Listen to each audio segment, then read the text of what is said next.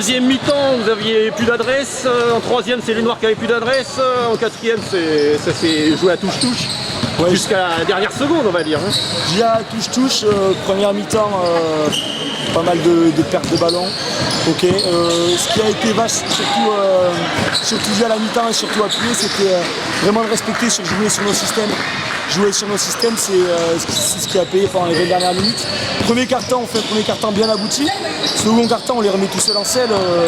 Perte de balles, trop de jeux d'un contre un. Ouais, les noirs étaient au rebond, pas vous. Après, les noirs étaient au rebond, trop de dribbles utiles de la part de certains de mes cadres. Mais c'était un peu le joueur qui voulait sauver un peu la patrie, quoi. Ouais. Mais j'ai essayé de bien gérer la dernière période. La mi-temps, je pense, ouais, le discours était axé surtout sur la solidarité. Jouer sur ce qu'on savait faire, quoi, la solidarité. Et c'est ce qui a payé, surtout dans les 3-4 dernières minutes. C'était surtout aussi se concentrer sur notre jeu, moi le premier et pas sur les arbitres. C'est ce qui a fait défaut un peu en première mi-temps, voilà. On a vu les Noirs qui doutaient en quatrième, voilà, de toute façon. Ils tentaient moins les tirs lointains, ils tentaient moins, moins de choses. Hein. C'était aussi le discours, c'était vraiment les cadrer, parce que second quart-temps, on encaisse 3 ou 4 tirs à 3 points. Donc c'était surtout les cadrer, et c'est ce qu'on a réussi à bien faire.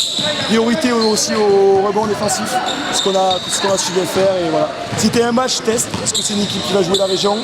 Donc c'était un match test, une équipe qui va sans doute aller loin en région, c'était un peu pour nous cibler, pour voir ce qu'on va aller, et je pense qu'on a fait le taf. Voilà. Vous avez 3 victoires.